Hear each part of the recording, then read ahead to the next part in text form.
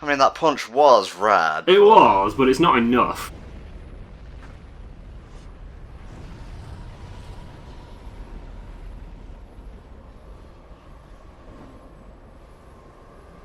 Oh god. This could go horribly tits up at a moment's notice. Yep.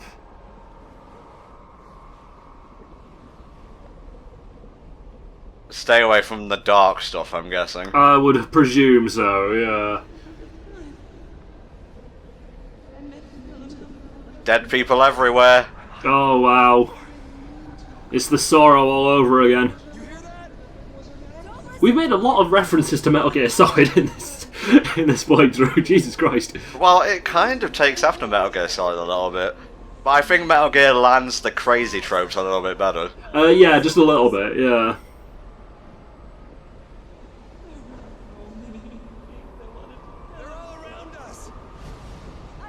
I can see them, Ryan. I've got 2 eyes, thank you.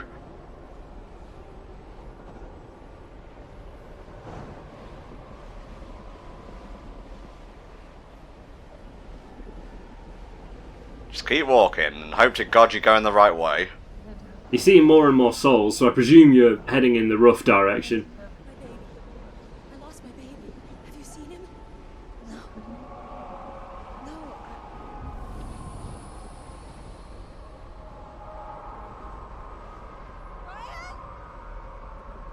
Oh no, shucks, we lost Ryan. Oh no.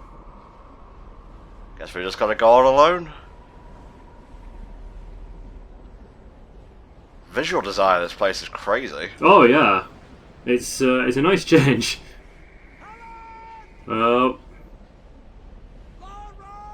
Why'd you bring a gun in here?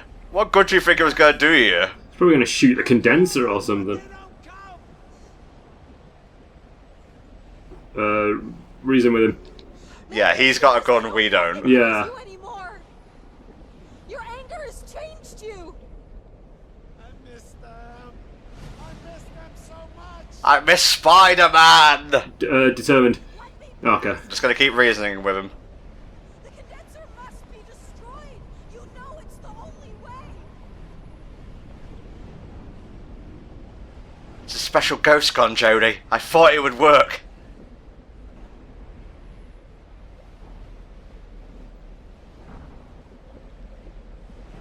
You want to hazard a guess where this is going?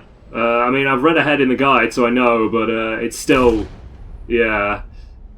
Now he can be with them whenever he wants. That's handy, he got his suit back.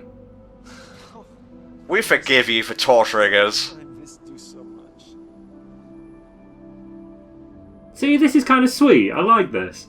I like how he instantly became redeemed when he killed himself. Yeah. Only one who can fix this, Jodie. Do it. Fix my fuck-ups, please. Do it for the vine, Jodie.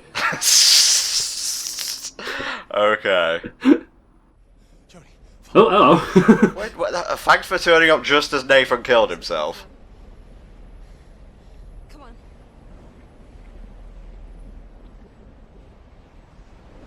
Well, that was morbid.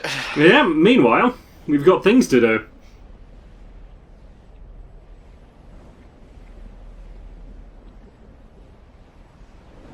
So far this chapter, well at least this part of the chapter, has just been move forward, watch cutscene. Yeah, so it's a nice staple chapter of a Cage game. Just waiting for the quick time event that will decide whether I win or lose to come up. Oh, we're here. Oh, here we go. Shit's getting real. Shit's going down.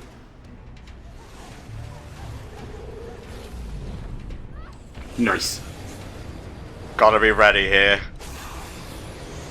Watch the movements, Tom. Keep rolling. Do the roly-poly. Barrel roll like you've never rolled before, Sunshine. Excuse me, I think that's an Arlean roll or whatever you call it. Aileron, yeah. But Tom, I think you'll find no. Actually. Actually, Tom. It's called a barrel roll because you make the shape of a barrel when you roll. Ryan, you gotta do like anything here? Nah, it's just gonna hold me.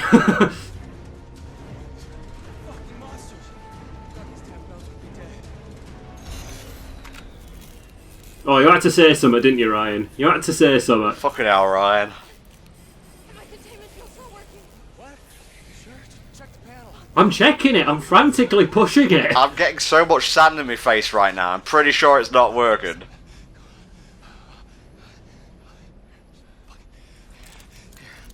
Oh, Ryan, you crazy motherfucker. According to Cades, sacrifice equals redemption. Basically. That's why Nathan was instantly portrayed as a good guy when he died. Despite the fact, I'm pretty sure his wife and child should be a little bit angry with him. Oh, piss Oh, off. fuck's sake. Get out of here before I change my mind. Forced romance, yeah. I'm pretty sure it was a comfort kiss, but I'm still not down to clown with it. Oh, it may have been kind of like, shit, Ryan, you're my hero, but then that'd just be too tropey. Still, no need. I'm doing it. I'm doing it. Go on, son. I'm going beyond. I am becoming two souls.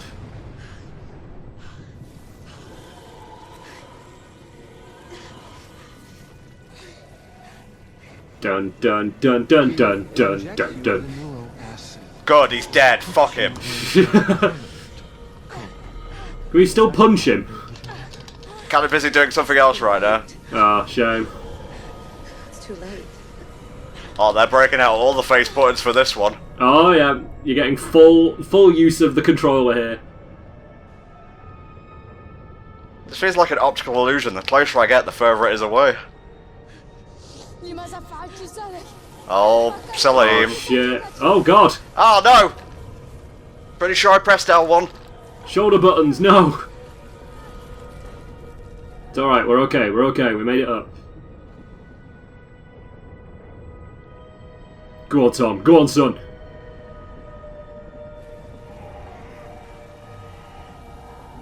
Contact both!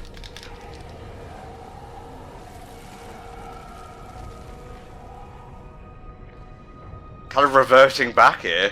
Yeah. Am I gonna be a little girl going into the portal? Fuck you, Phil, I'm glad you're dead. Holy shit, they're really going for it.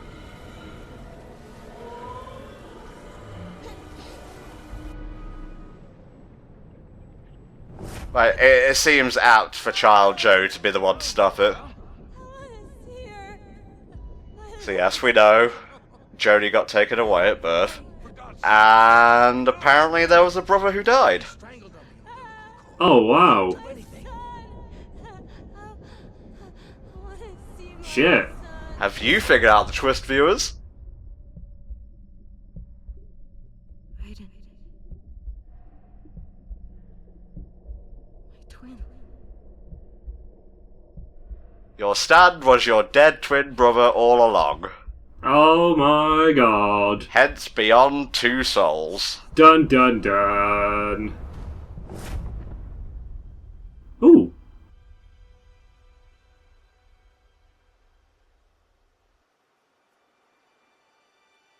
This is quite serene. Kind of flabbergasted at the change of scenery.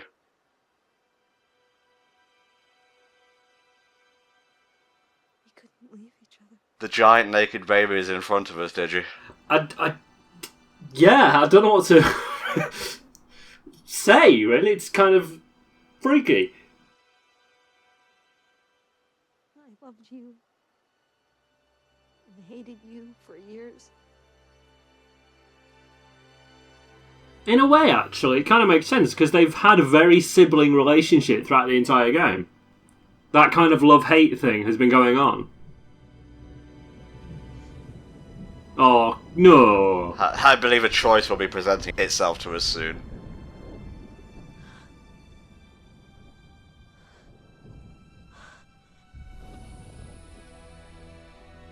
When you melt away.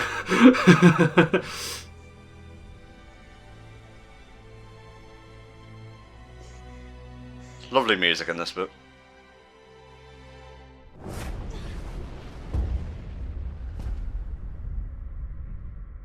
Ah yes, the realm between, the road to dawn. And this is how the game ends. Multiple choice. Do we live or do we die?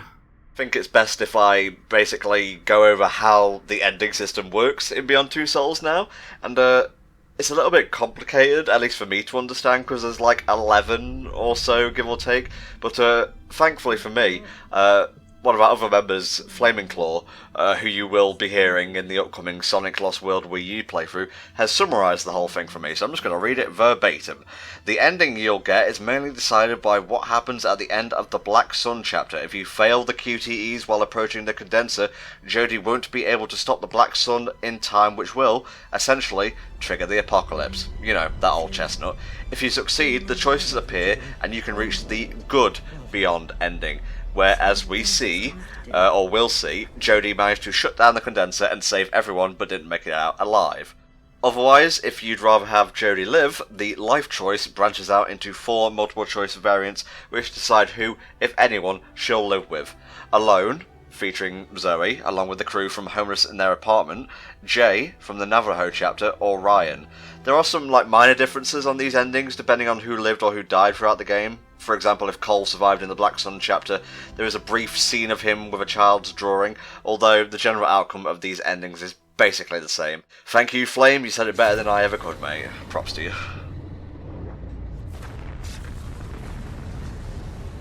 Sorry, big boss.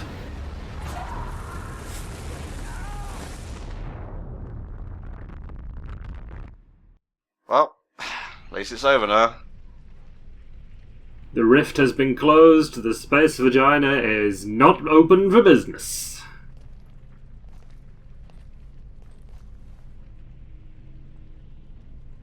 Everything is somewhat right with the world. So how are they going to explain this one, then? Well, you see, Jodie?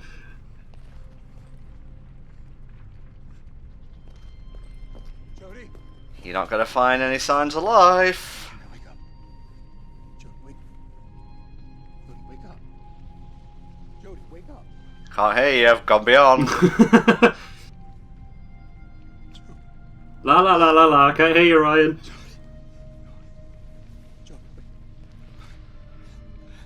So after all that, with certain scenes that can change the game in very, very small, subtle ways, it comes down to multiple choice. Of course it does. It's either left or right.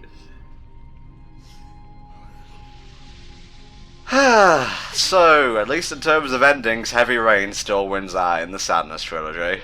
Yeah. I think I'd prefer Nathan crying over my corpse.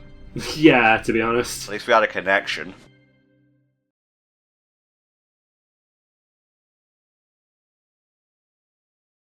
So, Digi, how's your time been with B2S?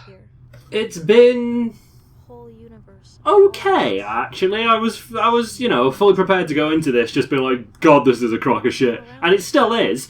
So that hasn't changed, but it's actually had some very reasonable moments and some very well thought out scenes that have been mixed in with a myriad of utter crock, as to be expected. But it's been interesting, certainly. We've had a nice sort of wander through a couple of moral choices and things like that, and whilst I still think Jodie's a bit of a very flat character in terms of personality, it's been nice to kind of go through and see how she's actually learned to deal with some of the decisions she's made in the previous chapters. Ultimately the game did come down to just a left or right 50-50 chance of what you wanted to do, but I don't really think they could have really done that any other way. If they'd have rearranged the previous options so actually what you did in the entire game affected the choice you had at the end, or if they'd given you more options, then maybe I could have agreed with it. But it just seems like a kind of, oh well, here you go. It doesn't really have any meaning to it. And if you choose Beyond, it just ends up with Jodie looking over everyone.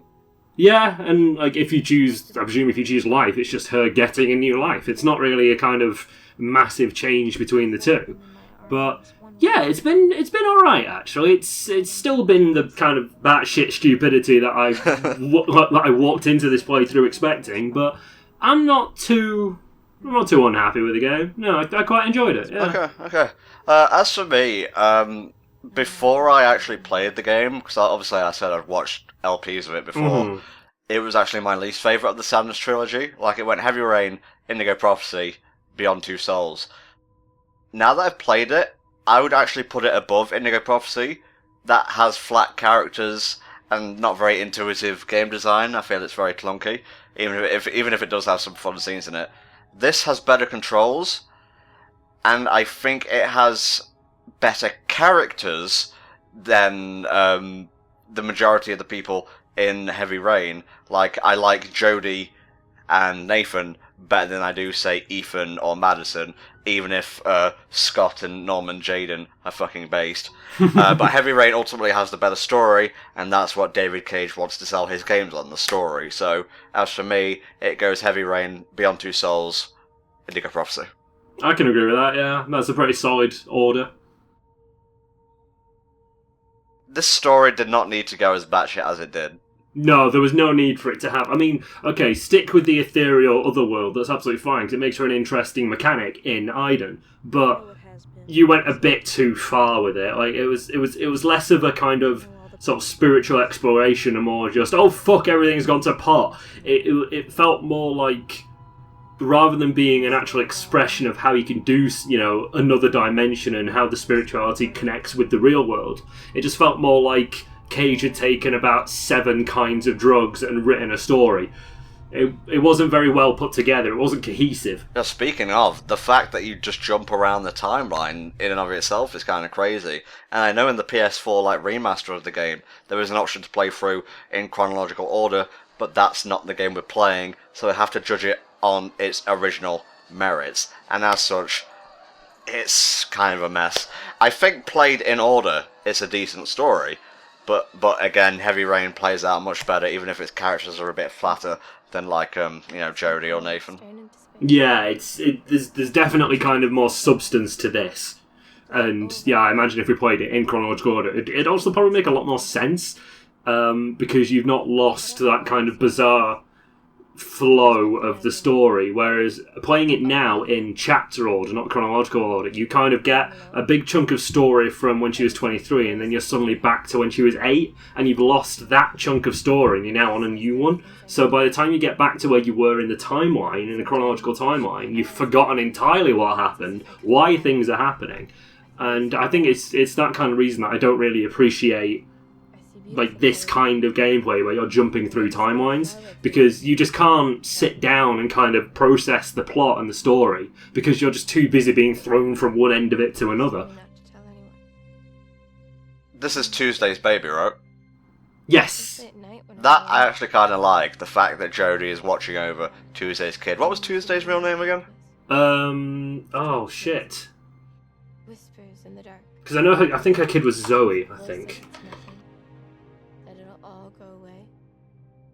But she won't tell me what these things are. And I'm too scared to ask. It's just kind of funny that Jodie would become the Aiden to someone else. Yeah. Everything seems so real. I wonder what happened to Aiden then? Is he just still with Jodie, connected forever? No, it's he's just kind of disappeared, as far as we're concerned. It's like an echo. Yeah, Zoe is Tuesday's daughter, yeah. I must get ready.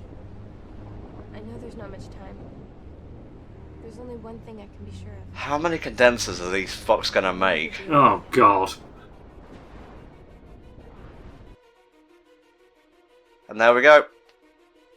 Dedicated to someone as well. Oh, that's quite sweet. I hope they enjoyed that. Okay guys, we have been HellfireComms. This has been Beyond Two Souls. We hope you enjoyed. Maybe you'll see us again, possibly in 2017 when we cover David Cage's next game. Do you actually have the name for that, did you? Oh man, no, but I'll very quickly find it out for you. It's like AI Detroit or something. Yeah, it's something Detroit, yeah. Detroit Become Human, there you go. Okay, good stuff, good stuff. We'll see you next time for another HellfireComms playthrough. Bye bye. Take care, see you later.